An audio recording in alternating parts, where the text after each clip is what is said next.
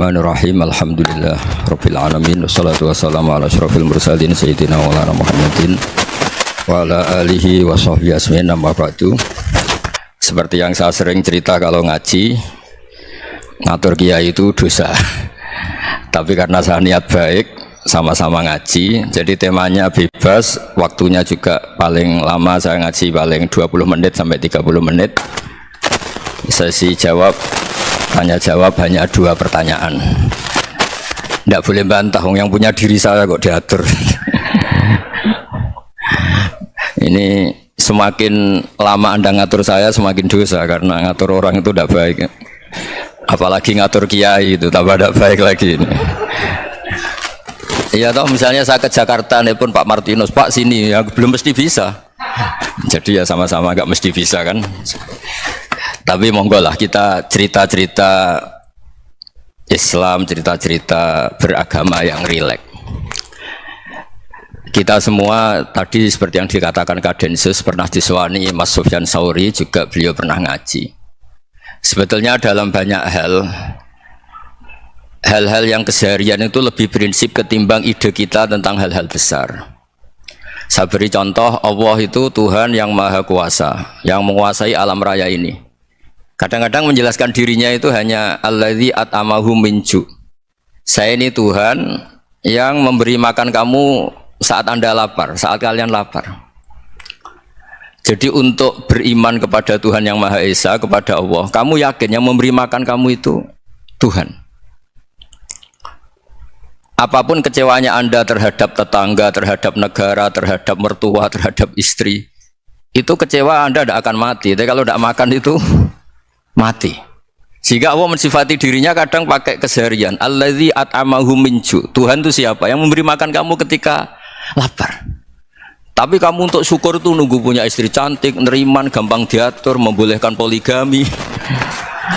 Terus 4 istri itu neriman semua, loyal semua. Itu sombong betul. Mau syukur saja kok repotnya seperti itu. Jadi mau syukur ya ada makanan dimakan. Itu kalau ngantuk ya tidur. Ayatnya wa min ayatihi manamukum billaili wan nahar. Maksud ayat Allah itu tidur. Nah, keangkuhan-keangkuhan ini yang menjadikan kita itu jadi repot hidup. Wong untuk syukur kok nunggu tadi. Mertua baik, tetangga baik, istri baik. Apa saja di sekelilingnya harus baik. Nah, keinginan berlebihan ini menjadikan kita lupa ada hal-hal yang paling kita butuhkan, yaitu oksigen. Kita boleh nempat di buminya Allah. Alladzi ja'ala lakumul ardo firasya. Bumi kamu tempati enak. Coba kalau gempa, apa artinya istri 4 cantik semua kalau pas digoyang apa? Gempa. Apa artinya kamu jabat? Entah apa saja jabatannya. Kalau bumi likuifaksi, habis kamu. Kiai meskipun dai kondang umatnya jutaan, kalau likuifaksi di panggung hancur. Tapi nikmat-nikmat yang disebut Allah seperti ini jarang kita kaji keseharian. Alladzi ja'ala lakumul ardo mahda. Allah itu yang menjadikan bumi dalulan, yang mudah diinjak. Famshu fi mana biya, silahkan pakai jalan-jalan. Jadi saya termasuk benar-benar kiai Jawa. Kalau kerennya Kiai Nusantara atau Kiai Indonesia lah. Diajari bapak saya Kiai Haji Nur Salim, diajari Mbah Maimun. Itu Islam itu keseharian.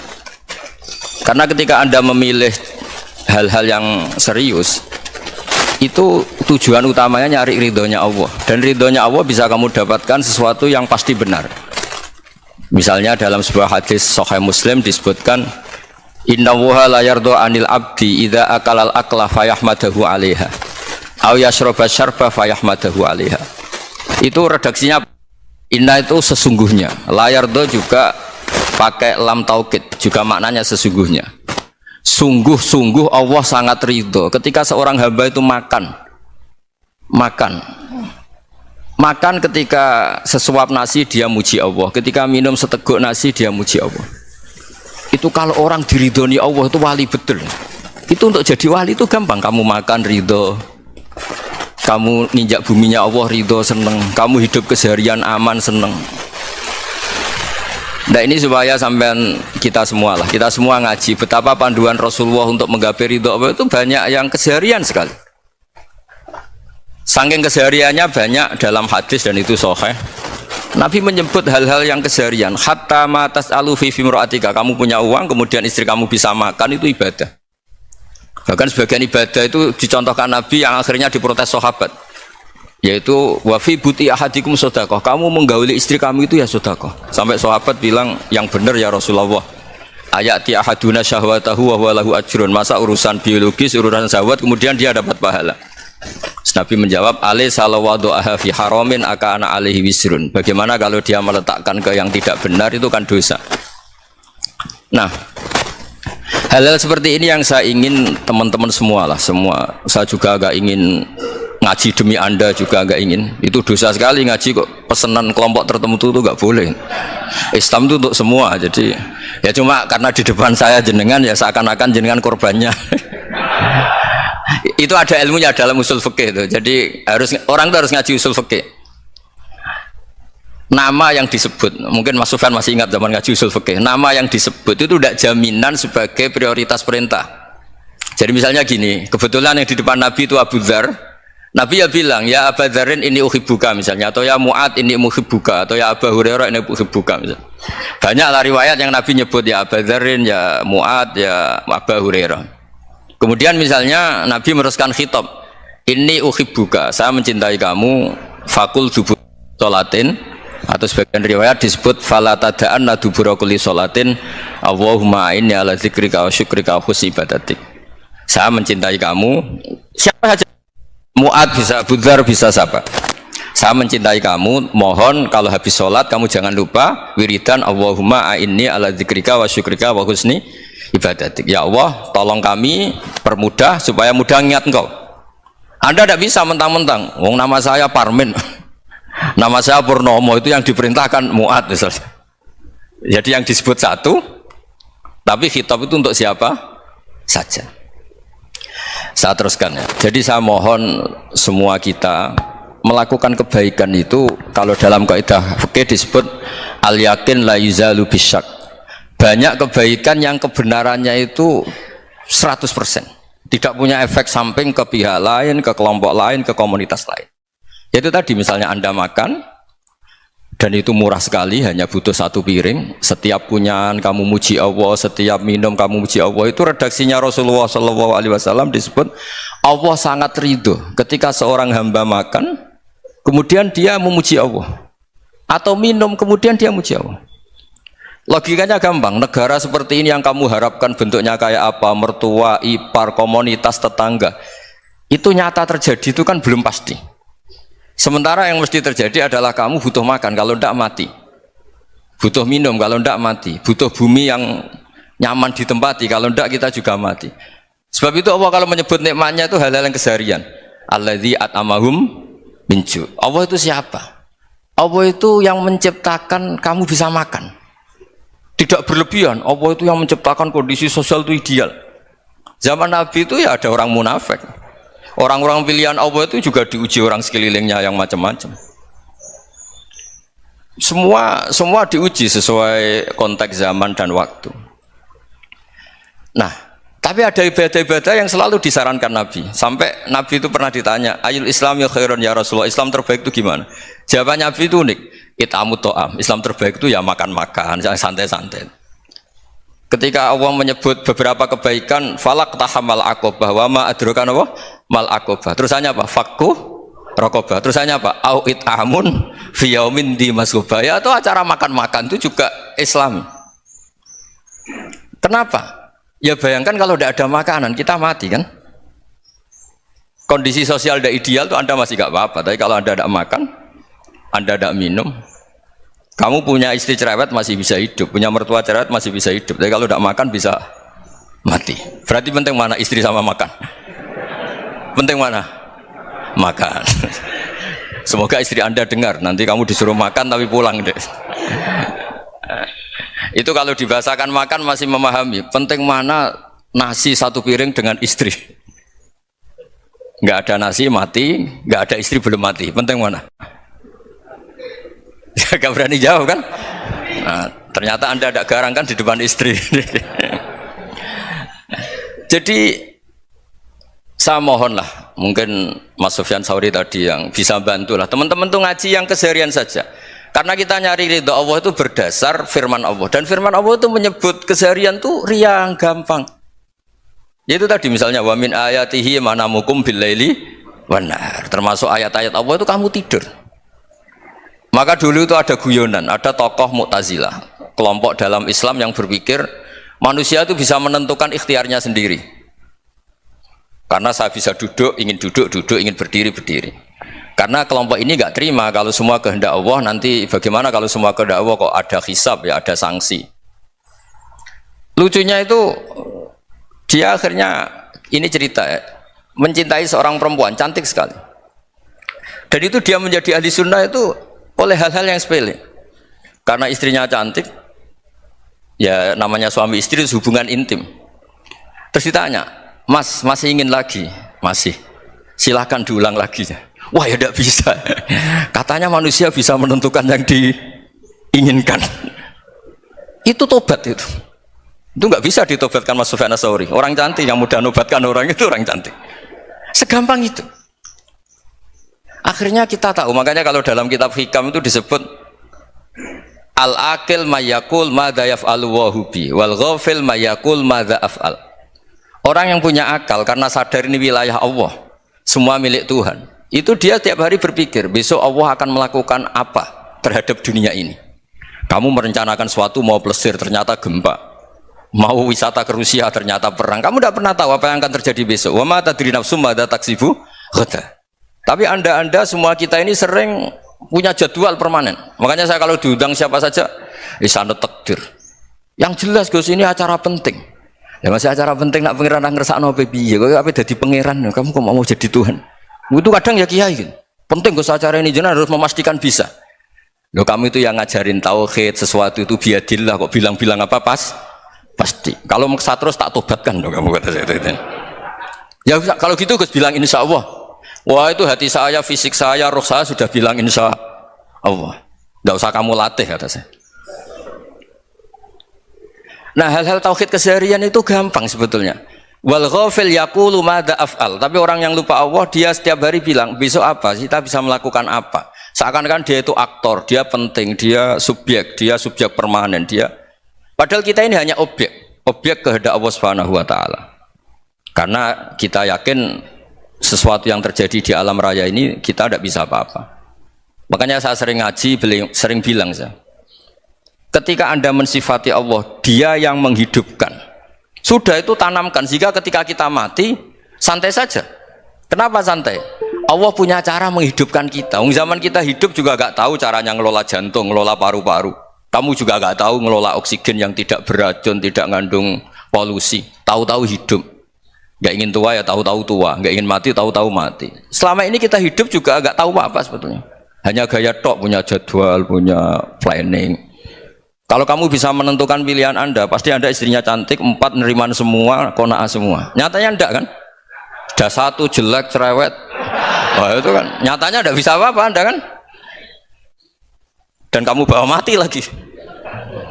Nah, itu kan. Istri anda juga gitu, punya keinginan punya suami yang ganteng, yang jabat, yang neriman, yang enggak poligami. Ya tidak kesampaian juga. Kalau kita ngitung tingkat kegagalan kita itu gagal terus. Ya kan? Nah, terus ingat Allah, madza yaf'alu wa bi. Orang yang punya akal selalu berpikir Allah itu menghendaki apa terhadap saya. Loh, sama-sama orang itu loh. Ngelihat orang yang serius, itu kata anda itu pemikir berat, serius, senang punya tokoh yang merengut karena kamu anggap serius.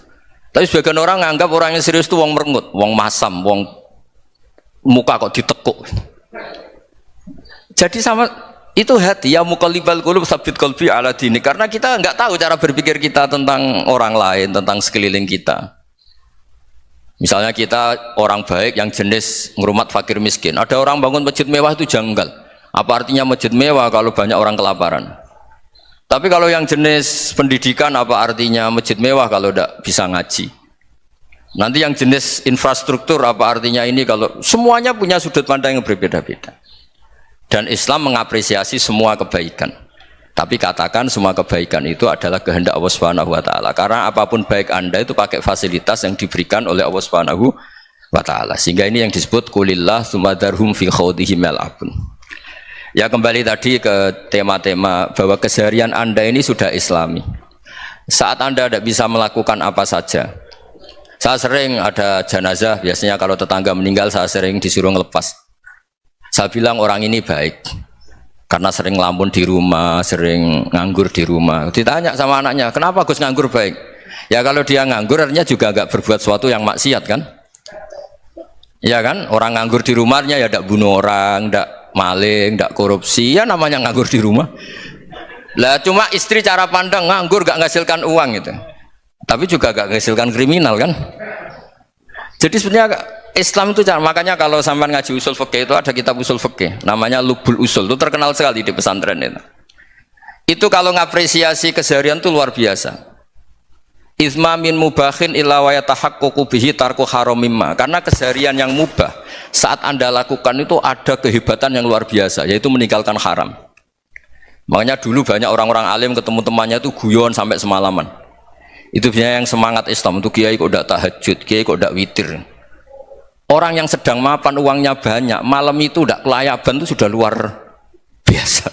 Melawan nafsu supaya tidak maksiat itu sudah luar biasa. Supaya lupa guyon sama temannya semalaman sampai subuh. Gejlok-gejlokan ngenang zaman miskin, zaman kuliah gak jelas, zaman apa. Melihatnya jangan tarkut tahajud seperti ini, meninggalkan tahajud, tapi meninggalnya ini talkul muharramat. Jadi kayak apa hebatnya? Sehingga Imam Ghazali punya riwayat yang agak unik. Hatta takuna ibadatu akhiri hadil ummah iku an-naum. Sehingga suatu saat ibadah terbaik umat ini itu tidur gitu. Itu kan riwayat kontroversi. Ketika Imam Ghazali saja, kenapa iya? Kenapa kamu mulai keluar dari rumah itu sudah banyak maksiat, melihat perempuan yang enggak mahram, melihat fenomena. Tapi kalau kamu tidur tuh gak melihat apa-apa.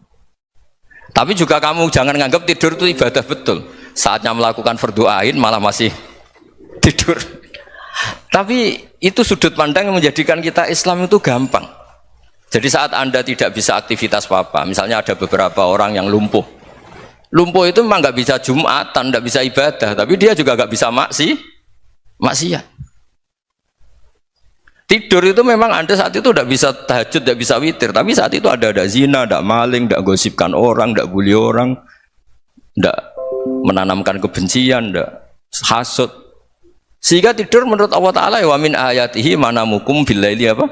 Wan nahar. Karena di tidur itu selain ada unsur istirahat, jaga kestamina, juga ada unsur meninggalkan beberapa keburukan. Nah saya mohon ibadah yang keseharian ini kita jaga. Supaya kita semua baca ayat itu fase itu tertanam di hati. Allah itu siapa? Alladzi at'amahum min ju'i wa amanahum min khauf. Dan Allah kalau cerita di Quran itu anna sababnal ma'a sabba tsumma syaqqaqnal ardha wa syaqqa fa ambatna fiha habba wa inaba wa qadba wa zaituna wa nakhla wa hadaika hulba. Kamu tahu saya ini siapa, kata Allah. Saya ini adalah Tuhan yang menurunkan air, kemudian ada tanaman banyak. Habba wa inaba wa qadba, ada zaitun, ada tin, kalau orang Jawa mungkin ada tela, ada padi, ada mangga, ada pisang. Sudah. Wa inaba wa zaituna wa nakhla wa hadaika hulba, ada perkebunan yang lebat. Tujuannya apa? Mata Allahkum, silahkan kamu pakai, kamu nikmati. Tapi karena kadang kita ini punya ide-ide besar. Tadi untuk syukur saja nunggu punya istri riman, rumah baik, tetangga baik, komunitas baik, semuanya baik baru syukur. Lama-lama nanti ada di surga, syukurnya nunggu surga paling kelas A. Itu sudah ada yang menghuni Rasulullah. Kamu nggak boleh di situ. Masa untuk syukur saja repotnya, masya Allah. Jadi mohonlah Quran yang kalau Anda hafalkan juz sama itu kan ada ayat-ayat yang kayak tadi. Ya, fal yang dzuril insanu ila ta'ami. Coba lihat apa yang kamu makan itu, dari mana, dan untuk mempertahankan hidup kamu keseharian. Jadi jangan kira ibadah itu harus membentuk komunitas yang versi Anda. Ibadah itu harus hal yang mulu-mulu. Kesehariannya Anda alami. Loh, ini saya tidak bikin-bikin. Saya ngaji bukan karena berdasar pesanan. Itu ayat yang saya baca kan betul ada ayatnya kan. Fal yang dzuril insanu ila ta'ami anna sababnal ma'a sabba thumma syaqqaqnal arda syaqqa fa ambasna fiha habba wa inaba wa qadba wa zaituna wa nakhla wa hadaika ghulba. Terusannya apa? Mata'al lakum, silakan kamu nikmati. Mata itu silakan kamu nikmati. Ya kayak sampean dikasih hidangan ya makan. Ya sudah makan. Habis makan ya minum. Habis itu ngantuk ya tidur. Ya sudah normal-normal saja. Kayak apa indahnya Islam. Tapi Anda mencari Islam yang gimana lagi? Nah itu yang diajarkan guru-guru kita, diajarkan sanad kita sampai Wali Songo, sampai Rasulullah Shallallahu Alaihi Wasallam. Bahwa pada akhirnya ada jihad, ada perang. Itu dulu memang perang, bukan membunuh. Beda. Dulu kita dijajah Belanda ya perang, dan itu normal karena kita dijajah. Jadi ketika orang lain ingin baik sama kita, wa in ahadum minal musyrikin astajaroka ya fajirhu hatta yasma'a kalam Allah. Kalau mereka ingin baik ya kita baik. Makanya ada istilah mustakman, mu'ahad. Kalau mereka ingin damai, berdampingan dengan kemajmukan, ya itu yang lebih baik. Karena memang Islam menghormati proses perdamaian. Wa in janahu nawa lissalmi ya fajnah lah. Kalau ingin damai ya kita harus damai. Jadi, andai kan dulu Belanda datang ke Indonesia kok minta besanan. Gitu. Ya mungkin kita juga seneng karena memperbaiki hidung kan kalau minta besanan. Gitu. Nah tapi wong jajah dulu itu kan masalah kan? Apa? Masalah kan? Jadi saya mohon jadi apa? Makanya saya tadi minta sama Bapak Kadensus kemarin juga pernah main ke saya. Jangan sering ketemu saya ini sudah uzlah, saya ini sudah mau daftar jadi resi. Saya itu kemarin di muktamar juga agak datang, acara di Jogja juga sudah. Karena memang keluarga saya dulu itu bahasa ya, bapaknya bapak saya itu nggak keluar rumah itu puluhan tahun. Memang punya adat uzlah. Ya makanya ngaji saya ngaji aja yang gampang-gampang aja, yang nggak orderan, yang nggak pesenan ngaji aja dulu yang gampang. Saya ikhlas, yakin betul saya ikhlas. Ikhlas itu menurut saya itu roh. Orang nggak ikhlas menurut saya itu orang aneh. Ikhlas itu gampang, sudah saya bilang. Kalau kamu yakin ilmu itu milik Allah, ngasihkan juga ikhlas itu milik Allah. Apa sih yang kamu punyai sehingga kamu tidak ikhlas? Uang milik Allah, energi kita milik Allah, bumi milik Allah. Kemudian kamu merasa memiliki. Merasa memiliki itu kalau dalam ilmu tasawuf sudah kesalahan kan. Bagaimana Anda punya? Coba tahu-tahu tanah itu kok milik Anda. Karena saya beli, saya beli dari orang, dari Zaid. Padahal yang asli punya itu Allah. Apa benar kamu pernah beli sama Allah? Zaid ini pemilik nisbi, pemilik yang enggak sebenarnya kan? Ya enggak? Yang benar-benar pemilik itu Allah. Kok kamu ngerasa itu bumi kamu itu atas nama apa coba? Milik kan harus beli atau dikasih. Enggak semua kan? Nah, makanya terus famshu fi manakibiha, dan Allah menyebutnya, sudah saya ini yang menciptakan bumi. Waladzi ja'ala lakumul arda dalulan. Dan Allah menyebutnya sederhana, famshu fi manakibiha, silakan jalan-jalan. Terusannya apa? Wakulu mirizki, silahkan makan-makan. Jadi Islam itu ya makanya kiai-kiai itu ada acara makan, sampai ada guyonan fikuli makanin makan di setiap tempat ya makan. Nggih ngoten nggih, pokoke sing gampang-gampang mawon nggih. Nggih Mas Sufyan nggih sing gampang-gampang mawon nggih. Assalamualaikum warahmatullahi wabarakatuh. Nah, yang saya ingin tanyakan, bagaimana kita memupuk konsep persaudaraan tanpa memandang kepentingan duniawi. Bismillahirrahmanirrahim. Ya yang rileks saja ya. Saya pernah ketemu orang yang pakaiannya itu enggak, mungkin kalau orang syariat bilang enggak syar'i lah, pakai pakaian yang tidak syar'i. Tapi dia muslimah, dia ke masjid. Saya ditanya sama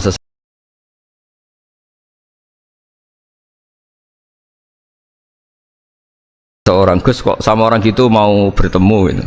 Karena terus saya bilang kenapa? Dia pakaiannya ada Islami gitu. Oke, dia tidak pakaian Islami itu nyata, tapi dia ke masjid itu Islami, tetap sholat itu Islami. Ketika dia ingin sholat dan tetap sholatnya pakai takbir, pakai rukuk, pakai sujud itu Islami. Wong setelah di masjid ya pakai mukena, pakai. Kalau sama-sama nyata, Anda kan boleh ngingat sama-sama yang fakta gitu. Dia punya kesalahan dalam berpakaian, dia punya kebenaran dalam sujud, dalam rukuk, dalam ibadah. Dan itu tradisi Quran. Quran ya cerita famay ya'mal mithqala dzarratin khairan yarah wa may ya'mal mithqala dzarratin syarran yarah. Apa susahnya sih ingat dua-dua sisi itu? Sama bernegara atau bertetangga, kita bayangkan jangan bernegara dulu, terlalu luas, bertetangga saja ukuran, karena nanti sama, bernegara sama bertetangga itu hadisnya sama. Kita di kampung itu ya ada masjid, dan orang-orang yang nggak sholat juga nyumbang masjid. Bahkan ada yang nyumbang masjid banyak terus tidak sholat, karena keramik saya sudah sholat katanya. Saya pernah ketemu orang model gitu itu ya ada. Jadi, tapi ada juga yang sholat terus tapi nggak pernah nyumbang masjid. Ya orang banyak. Intinya itu Allah itu punya tradisi, punya sunnatullah. Kebaikan ya dihitung, kejelekan juga dihitung. Dulu ketika Rasulullah SAW hidup bersama komunitas yang majmu', itu sebetulnya permintaannya Nabi, jangan halangi kami saat mau beribadah. Dulu sampai perang karena mereka menghalangi. Sebenarnya problem mereka wa yasudduna an sabilillah, menghalangi. Sebenarnya kalau dulu saling toleransi ya gak ada masalah. Artinya ketika Anda ingin sholat di Indonesia gak dihalangi, ingin pengajian gak dihalangi, sebenarnya ini gak ada masalah. Ya, soal ada kebaikan, ada keburukan, ya mulai Nabi Adam sampai sekarang, sampai kiamat.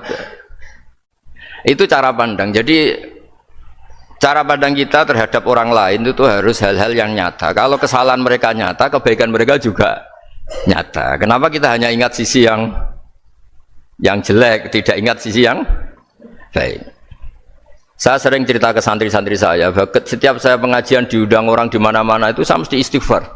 Karena nggak ada pilihan. Saat saya datang ke pengajian di Sulawesi, misalnya saya tinggal ngaji di sini. Saat saya ngaji di sini, ninggal undangan yang di sana. Hidup itu tidak banyak pilihan, meninggalkan kebaikan, melakukan kebaikan. Artinya gini, dalam kebaikan saja ada kebaikan yang ditinggalkan. Apalagi dalam kejelekan. Makanya di sini ada pepatah terkenal dalam ilmu tasawuf tuh. Wastighfaruna yahtaju ilal istighfar. Saat Anda baik saja butuh istighfar. Bapak saya kalau guyon gini, Mas Sofyan. Ada imam istiqomah jadi imam masjid sampai tua sampai batuk-batuk, itu bagus istiqomah, tapi itu masalah kata bapak, akhirnya nggak kaderisasi katanya. Itu istiqomah apa nggak mau diganti orang lain katanya.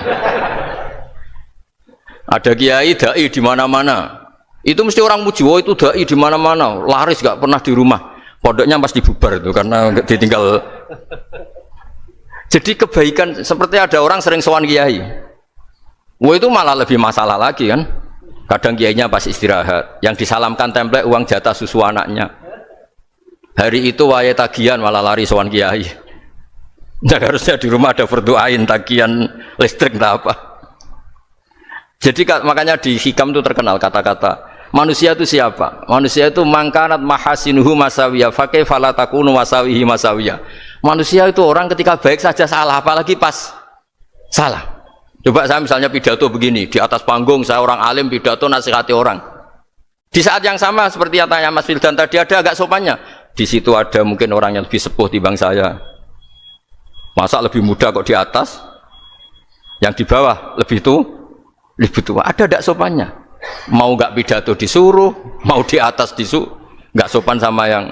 Tapi misalnya yang paling sepuh pidato nggak pernah ngaji kok pidato, terus gimana? Artinya ketika kita baik saja ada salahnya, apalagi pas salah. Sebab itu ajaran Rasulullah itu suruh berdoa Rabbana dzolamna anfusana. Sebelum minta itu merasa, ya Allah kita ini mendolimi diri kita sendiri. Karena dalam pilihan-pilihan itu pasti ada salahnya. Coba misalnya Anda bangun masjid habis 2 miliar. Yang harusnya 1 miliar sudah jadi. Terus nanti suatu saat ketemu Allah ditanya, itu ada orang miskin, fakir miskin, yatim. Andai kan kamu sumbang 1 miliar itu sejahtera semua. Gara-gara kamu bangun masjid terlalu mewah. Ya tapi kadang-kadang orang kebaikannya itu orientasinya bangun masjid, gak tertarik nyumbang fakir. Saat itu cara berpikir gitu mau apa? Tapi kalau dia mau luhur manusia terbaik karena bangun masjid 2 miliar, coba diaudit secara kepentingan syar'i. Penting mana dengan ngasih makan fakir miskin? Penting mana dengan menikahkan janda misalnya? Penting mana dengan pendidikan? Apa artinya masjid mewah orang nggak tahu halal haram, nggak tahu najis, nggak tahu cara sesuci, nggak tahu cara adzan yang benar. Terus penting mana untuk beli kitab sama dipakai masjid? Apa artinya beli kitab apa tapi nggak makan? Penting mana makan sama beli kitab? Ada auditnya. Makanya manusia itu ketika baik pun disuruh istighfar, apalagi ketika salah. Nah dengan perasaan seperti itu kebencian pada orang lain luluh karena potensi baik pada orang lain ternyata tinggi dan potensi salah ke kita juga tinggi. Nah dilatih gitu. Jadi di Ihya itu ada kitab tawaduk. Kitab tawaduk itu dilatih ketemu orang tua. Huwa aksaru ibadatan, dia mesti ibadahnya lebih banyak karena lebih tua timbang saya, pasti sholatnya lebih lama timbang saya. Ketika Anda sudah tua melihat anak-anak, Huwa aqallu minni maksiatan. Mesti maksiatnya tidak banyak karena masih kecil. Terus ketika melihat orang fasik maksiat, la Allah yatubu alaih fa inna Allaha tawwabur rahim. Mungkin Allah memberi tobat, bisa saja. Umar itu ingin bunuh Nabi, tapi Allah memberi tobat. Yang sowan kiai saja tidak mesti dapat tobat. Umar ingin bunuh Nabi, tapi Allah memberi tobat. Akhirnya ya tobat jadi Islam yang baik. Dalam sejarah Wali Songo, Kalijogo sowan Sunan Bonang itu ingin garong, tapi malah jadi muridnya jadi wali. Kalau Allah sudah menghendaki, tidak ada ya. Perang Uhud orang Islam kalah itu karena panglimanya siapa? Khalid bin Walid. Tapi dia malah yang dapat hidayah. Nah, sama orang yang sekarang Anda benci, bisa saja Allah merencanakan ada apa? Hidayah di situ. Dan kita yang merasa benar, jangan saja ada rencana Allah bikin kita su'ul khotimah, na'udzubillah min dzalik, kan tidak pernah tahu. Nah, dari tidak pernah tahu itu orang diusahakan tawadhu. Wa ma adri ma yuf'alu bi wala bikum, kita tidak pernah tahu. Makanya meskipun saya ini kiai, terus kata orang banyak itu ketop. Kalau istighfar ya nangis betul ya. Cuma kan nggak perlu di depan umum. Nanti ada penampilan kan ribet kan nanti. Sudah nangis nggak ikhlas, nggak mutu. Ya gitu ya. Yang Mas Wildan tadi apa pertanyaannya diulang? Selain masalah akhlak tadi. Tentang bagaimana cara kita bersaudara tanpa memandang kepentingan duniawi. Nah ya makanya tadi saya bilang bernegara itu pakai hadis, misalnya Nabi pernah ngendikan kamu itu punya 3 tetangga, yang satu punya 3 hak, yaitu dia tetangga kamu, dia seagama kamu, dia sesaudara kamu. Jadi ada 3 hubungan, seagama, sesaudara, dan tadi apa? Dia tetangga kamu, dia seagama dengan kamu, dia masih kerabat kamu. Terus ada tetangga yang punya 2 hak, yaitu dia tetanggamu, seagama dengan kamu, tapi tidak sekeluarga dengan kamu. Terus ada tetangga yang punya 1 hak, dia tidak keluarga kamu, dia tidak seagama dengan kamu, tapi tetap punya hak karena itu tetangga kamu. Dan itu kata Nabi semuanya berhak kamu baikin karena ada hakul jar. Makanya dulu doa ada bil kubri itu ceritanya sederhana. Ada seorang perempuan Yahudiyah sowan Sayyidah Aisyah. Kalau sowan ya dikasih uang sama Sayyidah Aisyah. Padahal Yahudiyah. Ketika dikasih uang, terus si Yahudiyah tadi, semoga engkau diselamatkan dari siksa kubur. Zaman itu Sayyidah Aisyah belum dengar hadis tentang siksa kubur. Setelah Rasulullah datang, saya tadi diminta didoain, tidak saya terima karena saya nggak percaya. Terus Nabi ngendikan itu benar adanya siksa kubur. Ketika komunitas Yahudi di Madinah itu puasa Asyura, Nabi coba tanyakan mereka, kenapa puasa Asyura? Padahal orang Yahudi. Oh, terus setelah ditanya, Yaumun najjawahu fihi Musa, itu hari di mana Allah menyelamatkan Nabi Musa, kata orang Yahudi. Terus kata Rasulullah, nahnu ahaqqu bi Musa, saya juga berhak menghormati Musa. Kemudian Nabi puasa. Suatu saat lagi ada orang Yahudi datang, ya Rasulullah, ya Muhammad, manggilnya ya Abul Qasim karena orang Yahudi. Ya Abul Qasim, nanti nasib langit bumi ini di mana? Manusia yang sudah mati-mati di mana ketika bumi dihancurkan? Mayat-mayat yang sudah di kuburan di mana? Terus orang Yahudi tadi bilang, Inna Allaha wadu'as samawati ala dzih wal aradina ala dzih. Soalnya Allah itu bisa saja mengelola langit bumi yang sudah hancur gini-gini. Nabi itu tertawa-tawa. Dalam sebuah riwayat disebut hatta badat nawajidu, tertawanya Nabi itu lepas sampai giginya kelihatan. Kata rawinya tasdiqan liqaulil khabri, karena Nabi membenarkan orang Yahudi tadi. Jadi intinya dalam banyak hal itu ya dicari kesamaan. Makanya kalau interaksi dengan kelompok lain, kata Nabi la tusaddiquhum wa la tukadzibuhum, kamu jangan mengiyakan juga jangan menolak. Kamu tolak jangan-jangan pas yang sama dengan ajaran kita. Kamu benarkan jangan-jangan yang tidak sama. Ya sudah, kalau nggak sependapat ya jangan ngambil sikap. Nah itu juga yang dipraktekkan Rasulullah SAW. Nabi yaqumu lailatan yuraddidu hadil ayat. Nabi pernah sholat 1 rakaat hanya ngulang 1 ayat. Itu aja gak selesai. Yaitu ngulang-ngulang ayat. Fa'aqulu kama qalal abdus sholeh in tu'adzibhum fa innahum ibaduk wa in taghfir lahum fa innaka antal azizul hakim. Pun Gusti kula nyerah. Semua ini hamba jenengan, monggo jenengan napakno sing duwe jenengan. Intinya itu ini wilayah jenengan, ndak wilayah saya. Nah kadang-kadang kita sebagai manusia itu jumawa seakan-akan itu wilayah kita. Kita nyiksa terserah kita, mengampuni ya terserah kita. Padahal tidak milik kita. Dunia ini milik Allah Subhanahu wa Ta'ala. Makanya yang terakhir saya ijazah bapak. Bapak saya itu orang hafal Quran, alim, tapi lucu, senengannya guyon. Kalau ngajarkan saya tauhid, tasawuf itu gampang. Hak kamu punya tetangga punya Innova. Terus kamu berpikir, kamu miskin berpikir, itu pajaknya aja berapa? Kalau apa itu bannya sudah halus itu gantinya kayak apa? Kalau rusak kayak apa? Terus kata bapak, ngora melok duwe kok mikir, udah ikut punya kok mikir. Terus coba kamu nggak ikut punya Alphard, terus saya mikir, wah itu pajaknya berapa Pak Martinus bisa dipakai beli motor kan? Pajaknya apa? Alphard ini. Oh nggak ikut punya kok. Nah, dunia itu rawekmu, mau pikir lah apa sing duwe. Maksudnya itu, dunia itu milik Allah, apa kamu pikir itu milik yang punya gitu. Nah, itu yang dimaksud dalam ilmu tasawuf, da'it tadbir fama qoma bi ghairuk la tuqimbihi nafsak. Sudah kamu tidak usah ikut campur, itu wilayahnya Allah gitu. Karena wong nggak ikut punya kok ikut mikir. Anda benci orang, benci sekali karena dia tauhid misalnya. Jangan-jangan Allah punya rencana memberi hidayah dia, atau Allah punya rencana dari dia keluar orang-orang Islam yang soleh. Makanya ketika malakul jibal, ya Rasulullah saya disuruh Allah, terserah engkau, in syi'ta an udbiko alaihim al-akhshaben. Kalau engkau mau orang-orang yang mendustakan kamu saya hancurkan. Apa jawabannya Nabi? La, jangan. Bal arju ayyukhrijawah min aslabihim ma ya'buduwaha wa la yusyriku bihi syai'an, itu di Bukhari. Enggak, bisa saja sekarang dia kafir, anak turunnya jadi Islam. Dan betul, Abu Jahal punya anak Ikrimah, Abu Lahab punya anak Darrah, Walid itu musuh besarnya Nabi, punya anak Khalid. Ya sudahlah, kita selalu berharap bahwa ini wilayahnya Allah. Sudah, kita berharap agama ini bagi yang selalu punya harapan. Limangkana yarjuwaha, orang yang selalu punya harapan. Kita berharap tambah hari tambah baik, tambah damai, tambah kondusif, tambah segalanya baik. Dan saya seperti ini juga ingin ikhlas dan akan selalu ikhlas. Ya saya sering bilang kalau pejabat mau sini itu sering tak ngel-ngel. Saya ini sudah ingin Indonesia itu baik itu tanpa diminta. Kalau diminta itu malah seakan-akan saya belum melakukan, ini kan. Sudah saya lakukan kok baru diminta. Karena ini wilayah kita semua, artinya ingin baik itu keinginan kita semua. Status kita. Kata Sayyid Zabidi dalam kitab Ithaf, keinginan baik itu syakhsiyatuk wa hakikatuk. Itu kamu sekali. Manusia itu kan kata Allah Ta'ala, saya pertama menciptakan manusia itu khunafa, orang yang berkeinginan baik. Baru digoda setan terus macam-macam. Jadi keinginan baik itu hakikatuk wa syakhsiyatuk. Itu kamu sekali. Ingin baik itu kamu sekali. Itu status kamu katanya. Makanya orang preman kayak apa, mabuk kayak apa, ada orang kecelakaan, pikiran pertama itu nolong. Itu yang normal. Soal ada kasus, pikiran pertama ngambil HP-nya itu 0,sekian persen. Jadi pikiran pertama mesti nolong itu, karena itu syakhsiyatuk wa hakikatuk.